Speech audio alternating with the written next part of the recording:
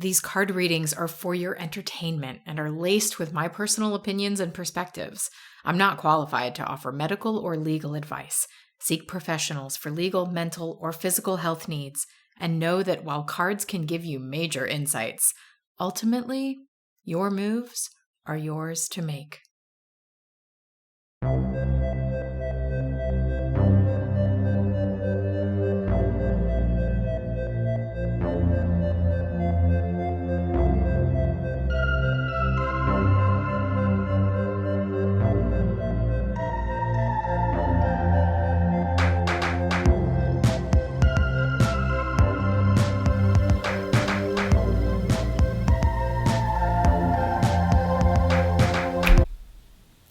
Hello, and welcome to the Get Read podcast, the show where you ask a question of the cards and you get read. I'm Amanda, I'm your reader, and we are here at the Aries Full Moon. The moon is full in Aries. The sun in Libra, right? Because a full moon is a moon-sun opposition. The sun is in Libra, and it's right up on Venus.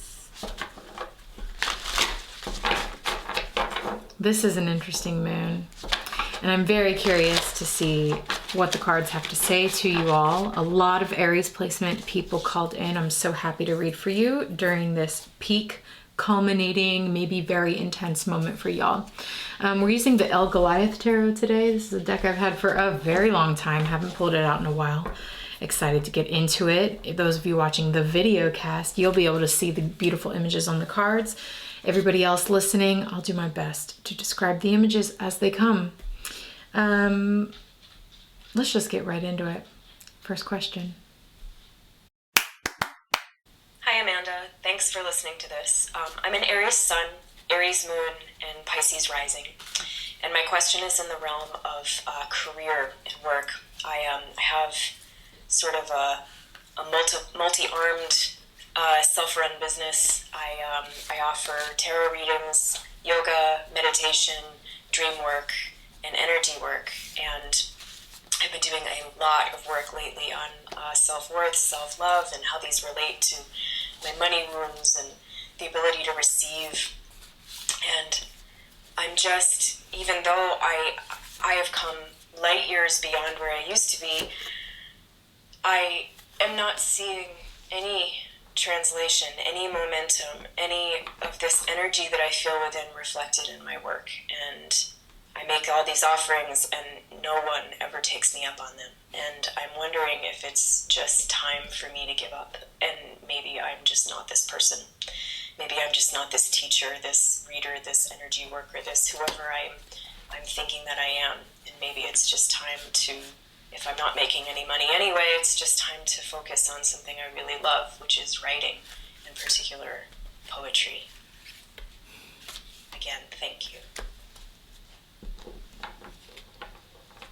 Did you say Pisces rising? A Pisces rising writes poetry? No way. Well, I'm giggling because as I was just shuffling as you were talking, the priestess came out. And my immediate thought here on this is, okay, this multifaceted priestess type healing business that you have attempted to generate here may not be how you end up making money, but that doesn't necessarily mean that you are not the healer that you are. You know, like if you're a priestess, you're a priestess. That's it. If you make money doing other things, or you are also a poet, then you're a priestess poet. That's all. I just thought it was cheeky that the priestess popped out right before you said that.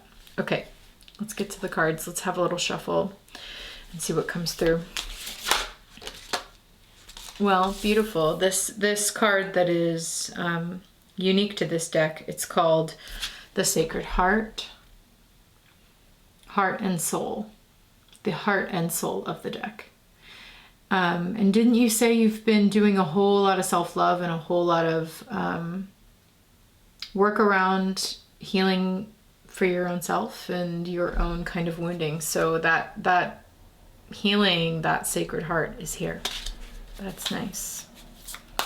For those of you listening to the audio version, we've got a heart with a bunch of roses and what looks like a bunch of swords, almost like the Game of Thrones sword throne behind it, which does really feel like there's this sense of guardianship around that sacred heart.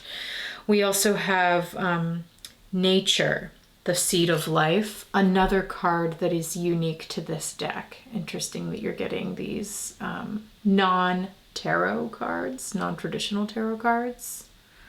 And what we're seeing in the seed of life here is a pine cone. And it's just a black background with this gorgeous pine cone, huge in the foreground and sparkling with dust. Magic pine cone, interesting. The seed, the heart, the seed, what else? Oh my.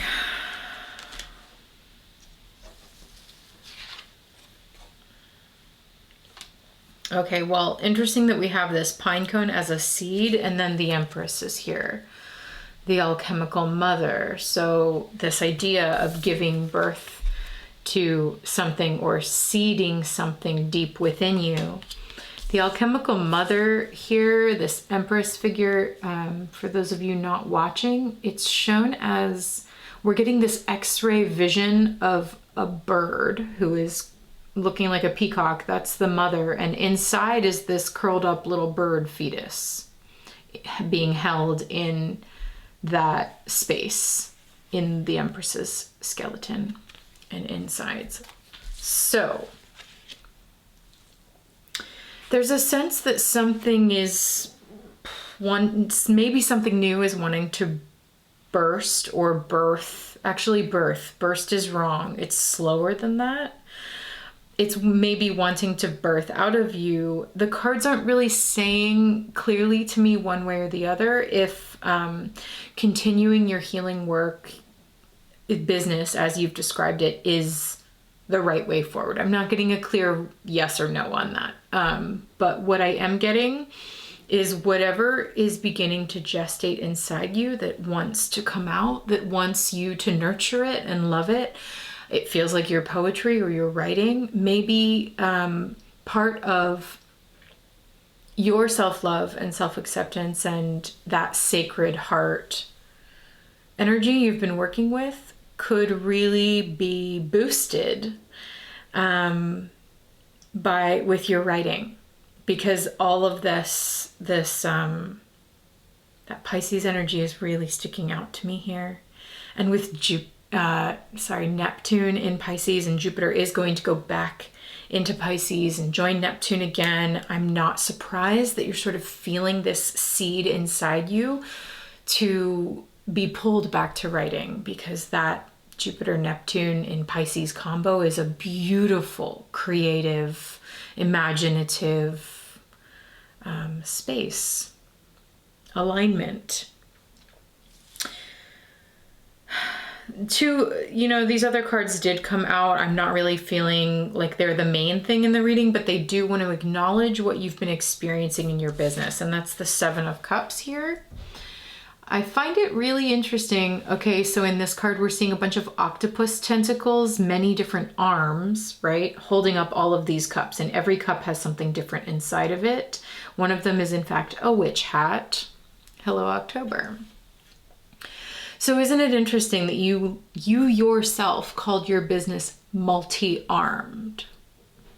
And here we have many arms holding up many different cups, and we're getting this Seven of Cups situation. So Seven of Cups tends to talk about just confusion, and in this deck, the author calls it the tentacles of illusion. So I'm wondering if there is something about all of the arms being a little too much or a little too confusing, or and is that too confusing for your audience or too confusing for you? Maybe that's why nobody's taking you up on your offer, because there's just so many and they don't know where to go. Okay, that's just my sort of thoughts when I see this card coming out for you. Not to mention, maybe it's indicative of how you are feeling, just like overwhelmed and foggy about the whole thing, and nothing is really hitting or clarifying.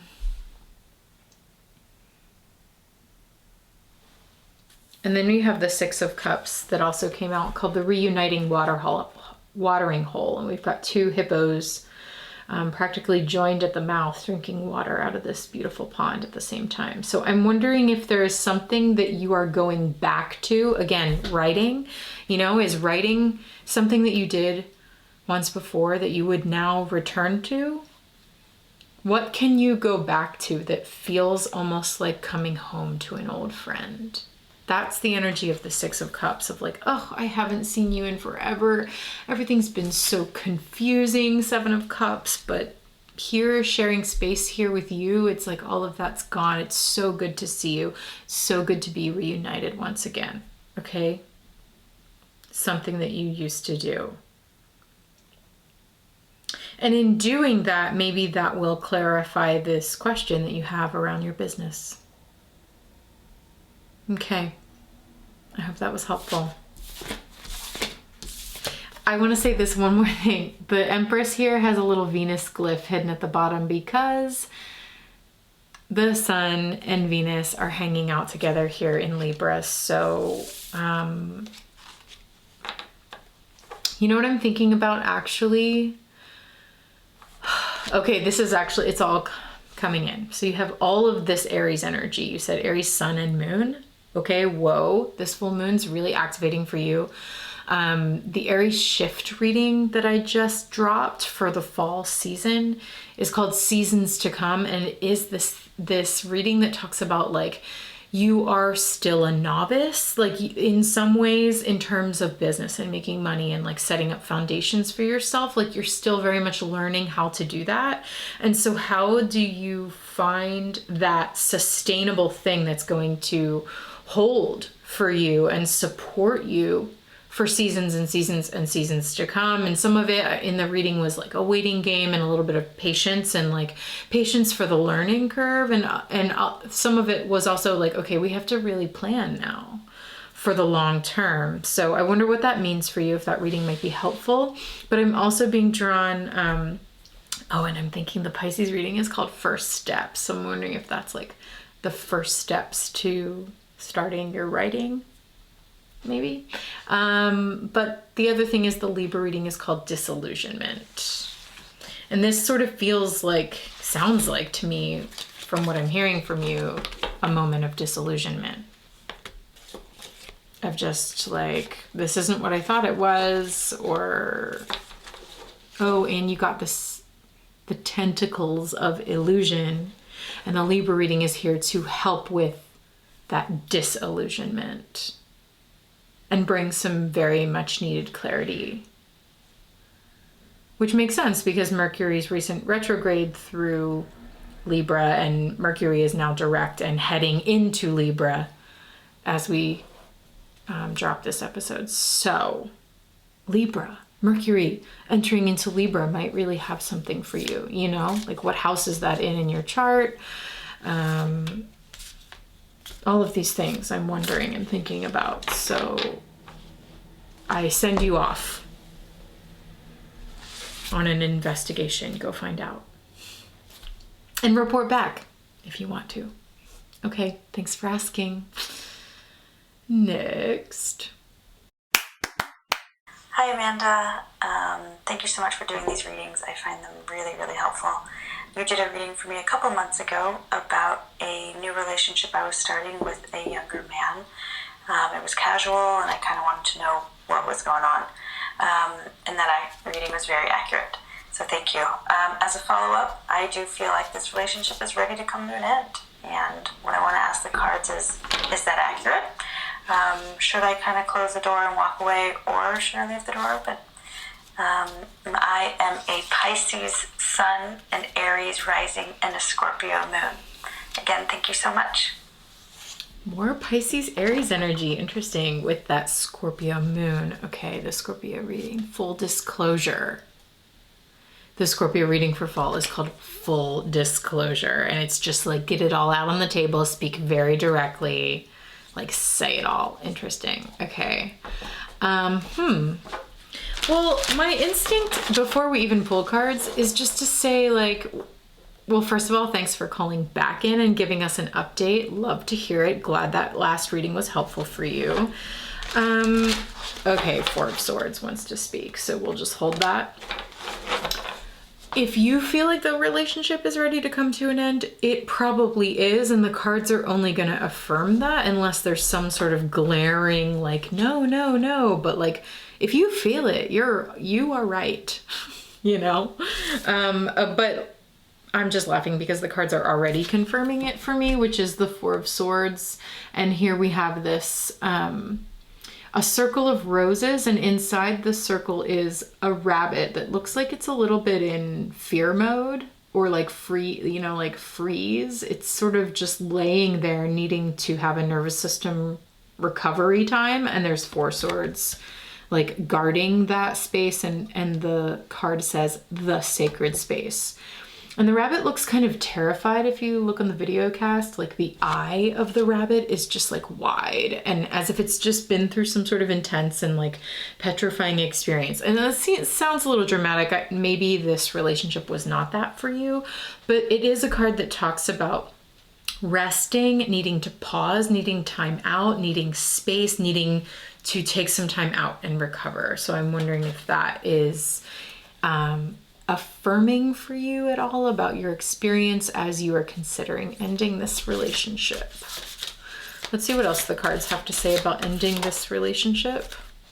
Yeah, Two of Swords. I think this is you. Like, this is really the nature of you asking, and your question here is like, do I do this or do I not? The Two of Swords is a Libra Moon card, and the Libra Moons, that energy can be a little indecisive. I know, because I have one. You know, it's like it can be this energy of, do I stay or do I go? Do I yes or do I no? What is my yes? What is my no? I don't know. A Libra Moon poem. And this card is called the Blind Seal. We're seeing a seal with two swords crossed in front of it, and two lit candles stuck in its eye sockets. Okay, maybe an intense image, but we are at Halloween, and it looks to me like a new moon eclipse up there at the top. That's just my like immediate sense, is that we're seeing a solar eclipse, and there is a solar eclipse coming up, October 25th. Solar eclipse in Scorpio, my friend. There's that Scorpio energy coming back in. Full disclosure. With eclipses, things tend to leave our lives, and maybe quite quickly, you know, like one door closes and another one opens, and it all happens all at once, and it can be intense in that eclipse cycle period. So, you know, if you're not sure, take some time to yourself, get some space, really tune in with how you feel. But it seems to me like if you are feeling this is ready to eclipse, meaning leave, trust how you feel, you know? Trust how you feel. The space to hear yourself and trust how you feel, or trust what you hear.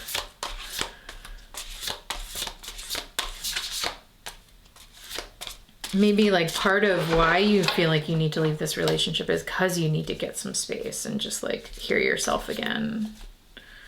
Maybe that's true. Anything else to say about this relationship possibly ending?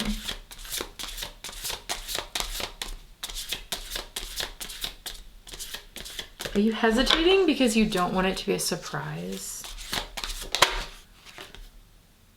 Okay, well, here we go. Another card that's not a traditional tarot card, that is unique to this deck, and it says the release. And over on the side it says the karmic release.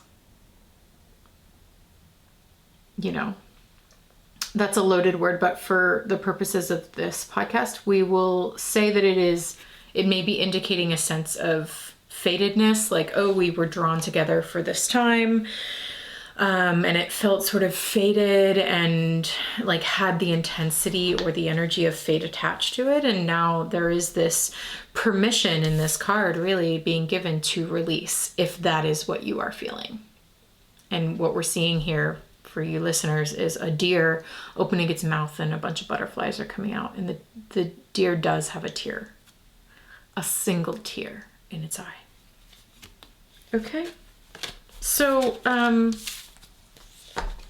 you absolutely have permission from the cards, as far as I'm concerned, to do what you need to do.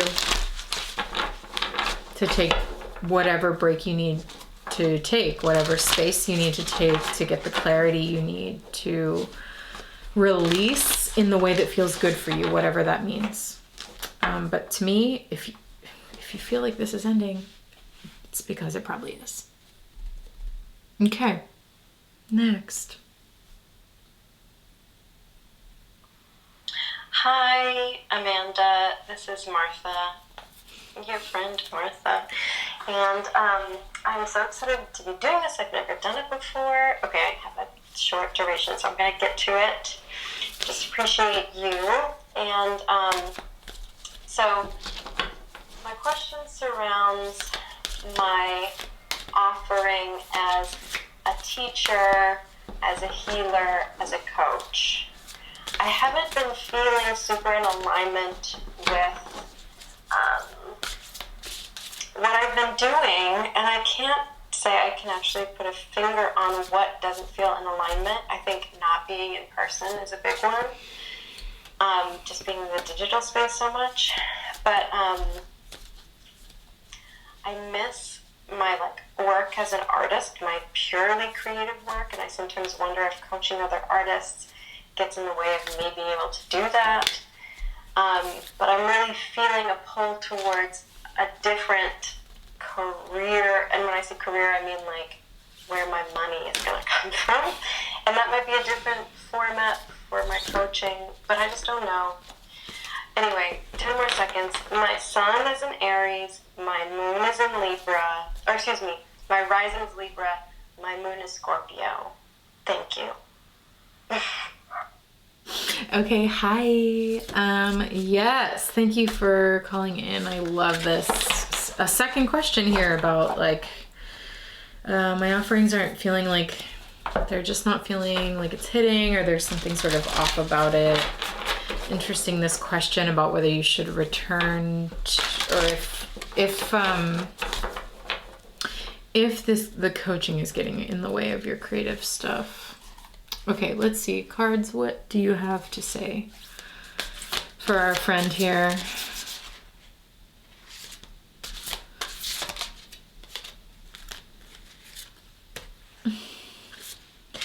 Yeah, well, yeah. Okay. Venus is definitely here. And it makes me immediately want to know, where's your Venus placement? We have the Empress showing up again. The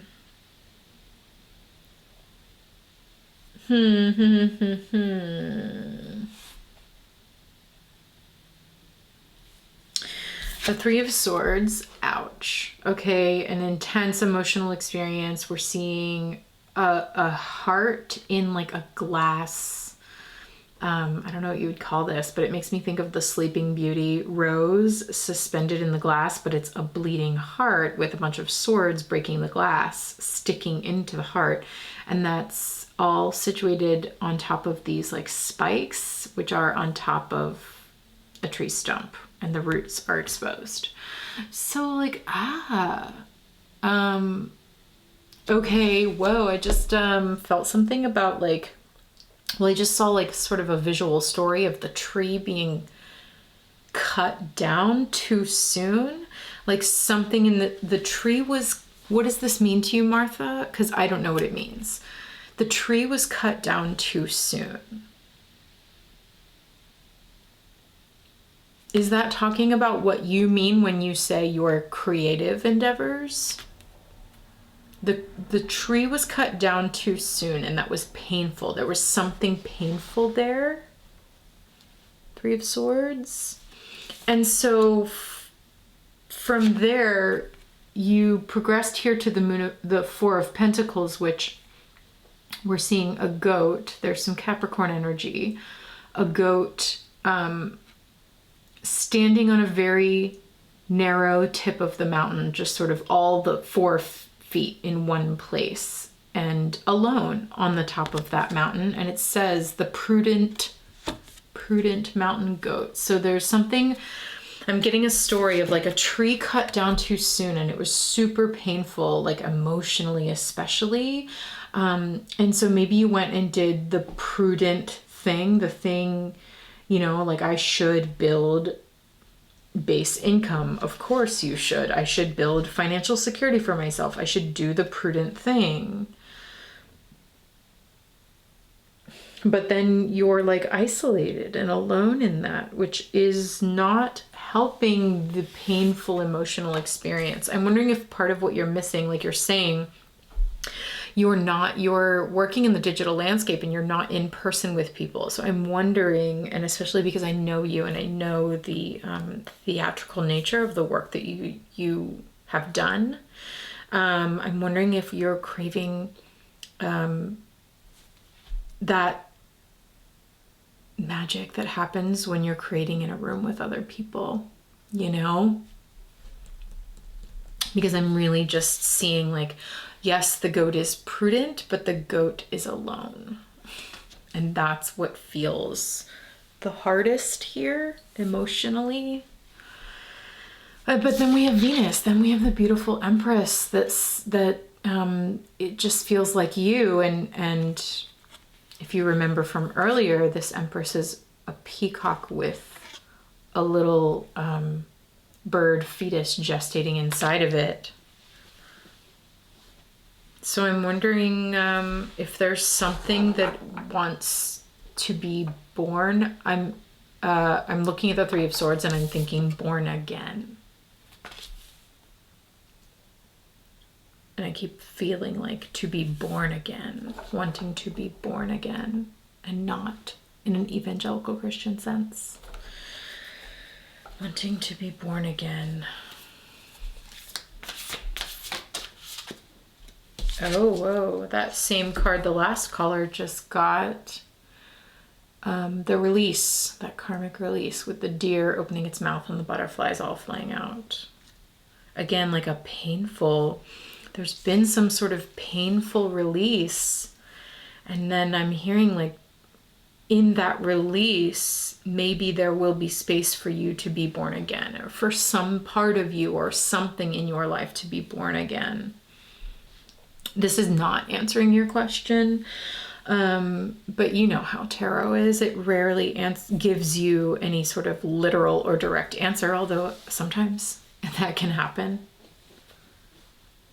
It's mainly speaking to me about what would you need to release to heal the painful aspects of what you are experiencing right now in terms of how you are attempting to make money. And is the thing that's most painful or most out of alignment, as you say, the fact that you are like alone on the top, like, okay, the goat, maybe, good job, you climbed the mountain, but you're alone up there, you know, like, is that loneliness the thing that is the hardest to stomach? And what would you want to bring into the world once again? So these are the questions I have for you, and I'm wondering about, and where is Venus in your chart? And Capricorn for that matter, actually. What Capricorn placements do you have, or house, or whatever? If you don't know, you know, message me or contact an astrologer. I can give you tons of recs. Or just go to astro.com. It's free. Okay, thanks for calling in, my friend. Next. Hey Amanda, this Aries Full Moon, I'm wondering about a new creative endeavor I recently embarked on, or am embarking on. Just wondering what messages might come through around this. It's something that's been a long time coming, but it kind of meant having to say goodbye to something else that was also a dream. So wondering with this new creative adventure going on, what the next few months with it might look like. Thank you. Okay, nice. What the next few months might look like. Let's see. This new creative endeavor.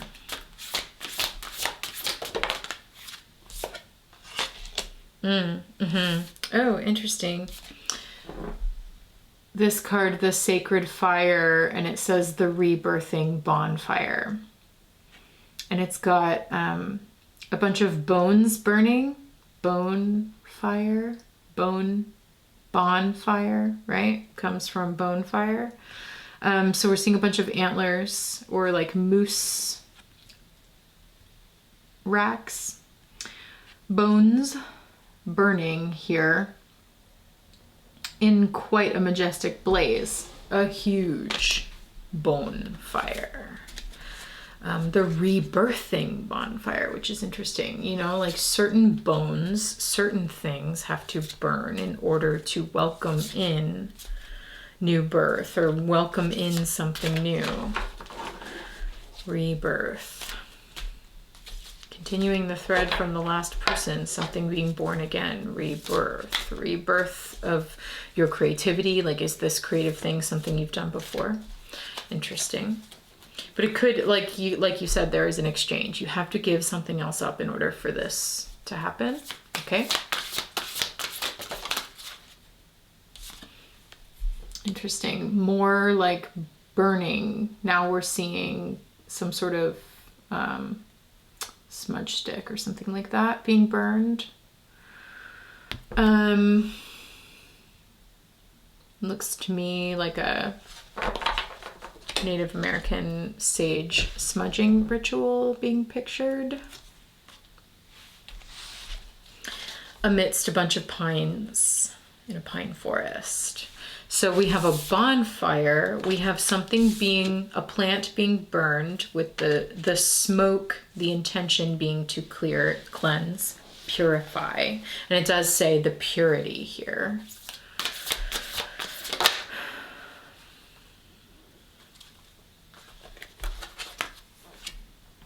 So I'm wondering, okay, and then we have the Chariot and the King of Cups. So I'm just wondering if there's like a real sense of clearing out with this new creative endeavor. Like there's a real emphasis here in these fire and smoke cards about something being quickly transformed and cleared. And then we have the Chariot moving quickly forward, and we see a horse and their hair is blowing in the wind and all the petals are blowing in the wind. So it's like we have fire and then we have air, which will help things to move and to travel, whereas the fire helps to quickly transform something, and then the air helps it to travel forward from a space that is cleared. And then the King of Cups says the chief eagle, which in this card we're seeing an eagle with 3 eyes. The third eye is in the center. And it's sharp. It feels very intense. It feels really deliberate and all-seeing and wise and ready to move forward. So I'm wondering if there's some sort of, because it's the cups, there's been some sort of emotional clearing that has happened with this new creative and with the welcoming of this new creative endeavor. And if part of your sort of emotional learning curve here has really been to say, okay, I'm ready to clear out and let go and release and move forward with the speed and the winds of the Chariot. There's something about the King of Cups Chariot that feels next level to me. Like it's I wonder if this new creative thing is like next level. You know what I mean by that? Interesting. The emotional maturity to cleanse what needs to be cleansed in order to make space for where the energy needs to move now. That's how I would summarize that reading. King of Pentacles showing his tiger face. Beautiful. Okay. Thanks for calling in. Next.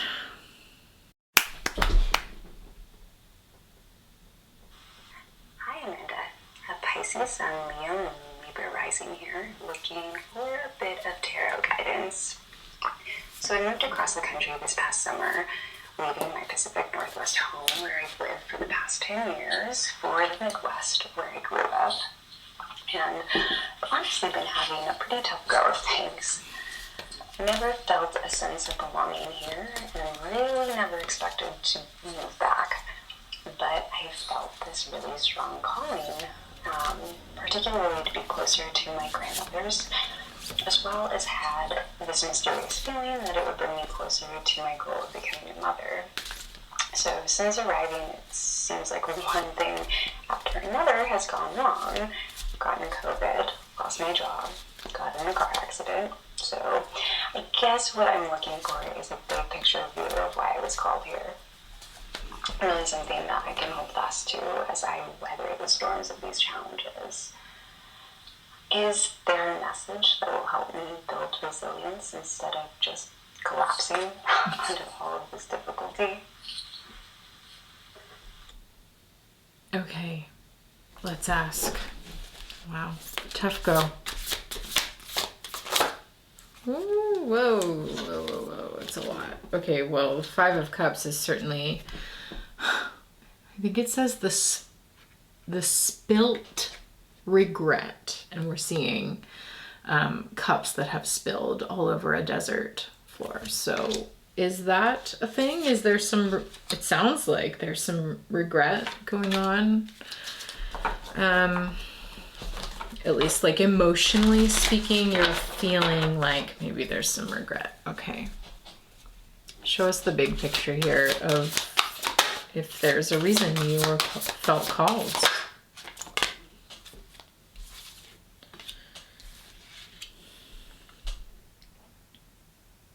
Oh, okay. We got the shedding snake, another card that's unique to this deck. The shedding snake, and we're seeing a snake shedding an old skin and about to slither out of frame. And I'm just wondering, like, when you left the Pacific Northwest, what did you need to leave? Was there something you needed to leave there or shed? Like, was that moving process part of just shedding an old skin for you that was really, really necessary? And I'm having questions around, like, when was your Saturn return, or is your Saturn return? Are you approaching it? Are you finishing it? Are you in the midst of it? Is it long past? I don't know. I'm wondering.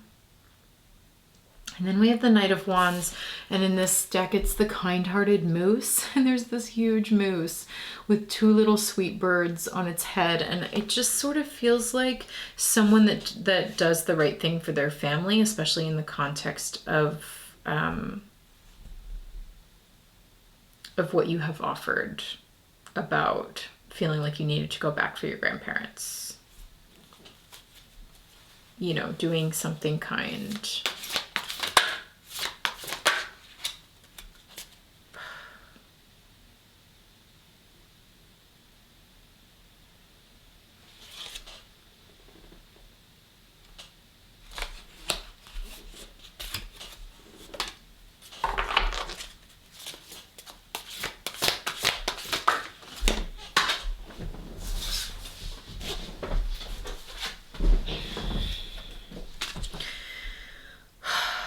And then so much has happened. You asked for a big picture, and we are getting it, my friend. Hold on, I will share. Just give me a moment. Gosh. Yeah. Okay, now what? Can we just... one more card.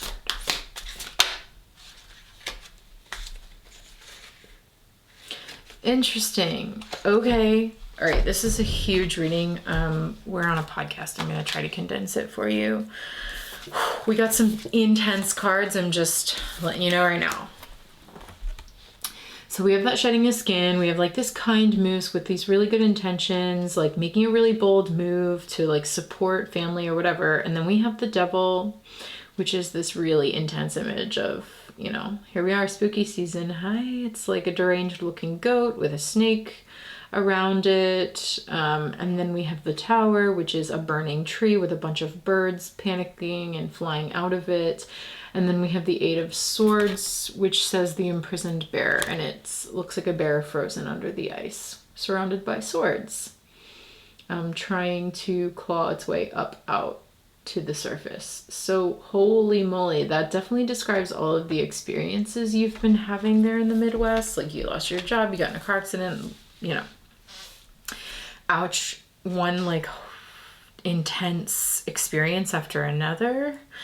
And then, so I'm getting the big picture here, you know, there's this overarching emotional experience you're having maybe right now of feeling like you have some regret. But maybe you felt at the time you moved because you felt like you needed to shed some sort of skin, and, you know, you, again, kind-hearted, you wanted to do the right thing by your family. And so here you are back at the Midwest, but all you've experienced is Devil, Tower, Eight of Swords, you know, like one sort of intense and difficult experience to move through after another. At least that's how the cards are reading here. But then when I asked, okay, what is this all for? I'm getting two cards that are showing almost the exact same thing. It's the Lovers and the Six of Cups. The Lovers is two flamingos with their heads joining and their necks are creating a heart shape. And then these two hippos are reunited at the watering hole and their mouths are joined. So is this about reuniting with people, with family, with, or maybe there is there a romance aspect to any of this, or is this talking about platonic relationships that you needed to reunite with and come into very close, intimate contact with? And I say that because of the way that their heads are touching in these cards. Was that the whole point of this? Or is this what is calling you now? You know, like, is this something back in the Pacific Northwest? Or is this something present for you in the Midwest where you are? I'm wondering.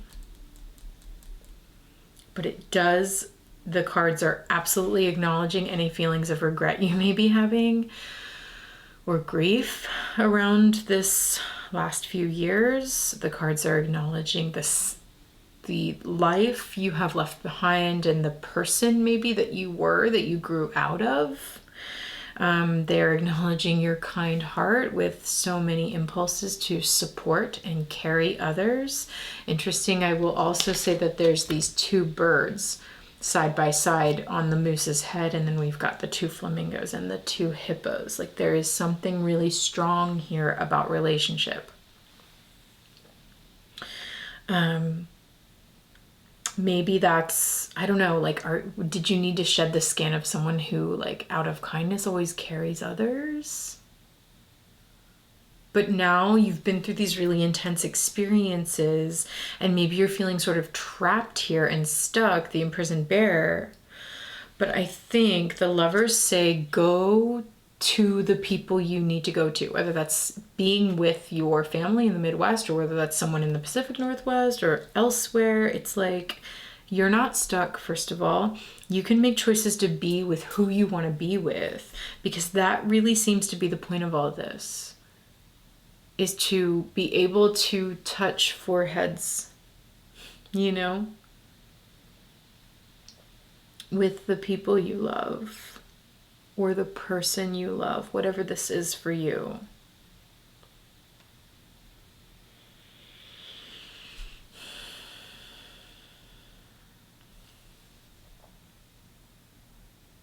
Okay. I don't know what else to say. I hope this is helpful. The cards have certainly given you a picture. And I'll just say, if you think you're stuck, you're not. And And none of the intense experiences you've been through are necessarily your fault. There's something that happened. They're not a reflection of the love that you hold or your heart, which in these cards is quite kind and geared towards love and pulled towards love, pulled by love, maybe. Okay. Thanks for calling. I hope that helped. Hi Amanda, thank you for this space and for this reading. I'm a Taurus Sun, Scorpio Moon, and Gemini Rising, and I would love to ask the cards for clarity on how to best support a relative who needs it at the moment.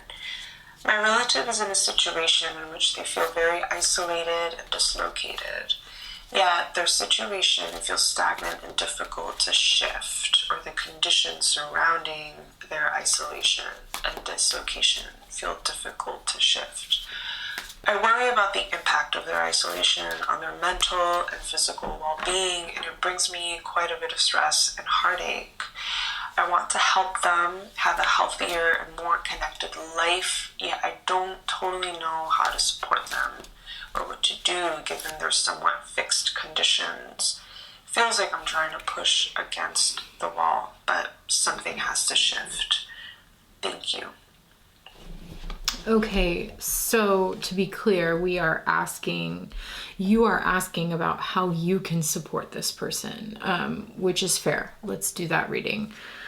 I won't be able to read for this person, obviously, since I can't ask them if they want that, but I can read for you and how you're feeling. And it's interesting that you said you're just feeling like you're up against a wall right at the moment when I was shuffling and I pulled this Nine of Swords, which says the overwhelmed sea turtle, which shows a turtle on the beach about to get what looks like crashed by a tsunami, which is essentially a wall of water, an emotional wall. Hitting an insurmountable emotional, mental wall with all the swords also lined up at the top of the card. And there's just overwhelm. Whatever it is so overwhelming for you, for your loved one. Okay.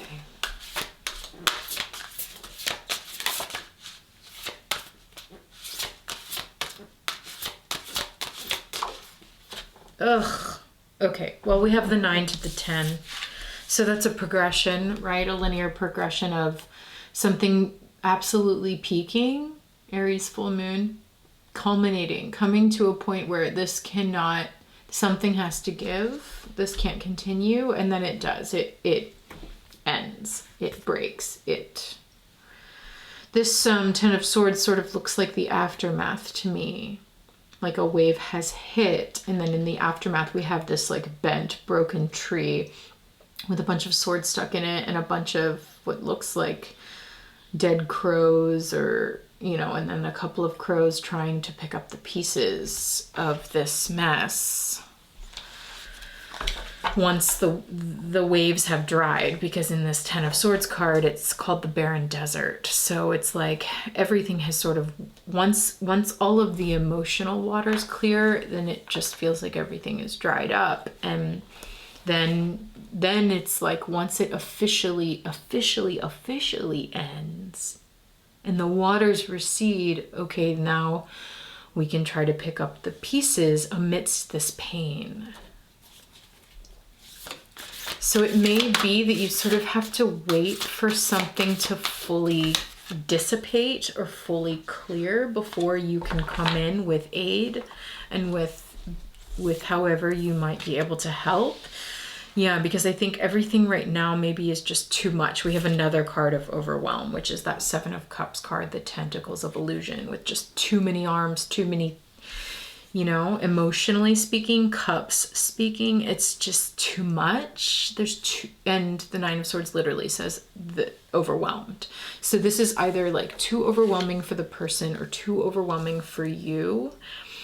And something sort of needs to come to an end, and then you could possibly come in with when that has cleared, to help in the aftermath of it and pick up the pieces, because here we have the King of Swords coming in through the darkness, this owl, to pierce the field mouse, you know, like something coming in with a lot of specificity and decisiveness, coming in with clarity. And, you know, it's almost like whatever this like rescue effort is in the aftermath of a painful, overwhelming, confusing situation, maybe the best way to offer support is once the overwhelm and the emotional waters have cleared, you can come in with some clarity, the wisdom of specificity and clarity and decisiveness, being able to make some decisions and clear some things up and point to very specific things with the King of Swords. Any other ways that you can help? The Seven of Wands, the determined otter. And here we see an otter gathering sticks to build the dam.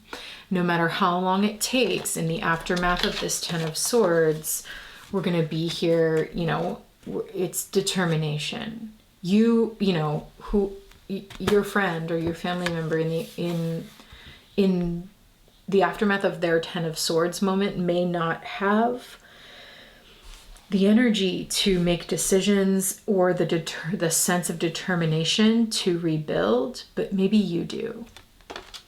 And maybe you can bring that kind of decisiveness and that kind of in it to win it. Let's go. We can do this motivation kind of energy to, okay, if you don't feel motivated, if you don't feel clear, if you don't feel capable, I do. I'm determined. I'm going to help you build this. I'm going to help you make decisions. We're going to get clear together. Something like that. The Seven of Wands is a card of standing up and being very strong. Same with the King of Swords, you know, like coming in with a whole lot of decisiveness and a whole lot of fight and a whole lot of, okay, Mars, you know. I can think on my feet. I can make decisions. I can take action. I can say yes to this, yes to this, yes to this. Because maybe you have some clarity that this person doesn't, or you will. Or the advice is to wait until you do. If you are the one experiencing this overwhelm and this intensity, wait until that has completely passed and those emotions have dried up. Wait for the sense of clarity, decisiveness, and action, and determination and motivation to return. That's how you know you're ready to help, because that's, I think, what this person may need. Again, I don't know. This is your reading. Death on the bottom of the deck. Scorpio, Scorpio, Scorpio. Okay. Okay, my friends. Whew. Aries full moon. We had a full podcast. Thank you to everybody who called in. It was lovely, wonderful to read for you here in this spooky season. I hope the cards give you some clarity. I hope that your shift readings that have dropped for the fall season give you some clarity. Check those out over on my YouTube channel, Unseen Hands Tarot, where you can watch the first like 10-15 minutes for free. And if you enjoyed them and you want to get into it a little deeper, the shifting space, it's not too late to join in the season. We just got started. Okay, we're just rolling up our sleeves in there. And you can get in there, you can watch your whole reading, you can connect with other people who are moving through their shifts, you know, other people tracking those readings along with you. There's a beautiful like shift companion tarot journal astro planner that you can download and you can utilize to help keep track of your shift story as it unfolds for an entire season, so that at the end you can look back and be able to connect the dots and very clearly see how you have shifted. Anyway, that's what the shifting space is all about. I'm loving it over there. And those of you who are members, we have a lot of fun. And those of you who are not, you're invited. Okay, so if you want to learn more about that, you just go to unseenhandstarot.com/join. Okay. Thank you all for calling in to the Get Right podcast, and there will be another one on the next new moon, which will be an eclipse. We will have a solar eclipse in Scorpio, and that last reading, that Scorpio may have been hearkening, giving us a little foreshadowing towards that. So looking forward to reading for you all during eclipse season. Get your questions ready, okay? And get geared up to call in and leave me a voicemail. You can do that by just going to unseenhandstarot.com and click the microphone. Record, submit, that's it. All right, y'all. Take care. Happy spooky season.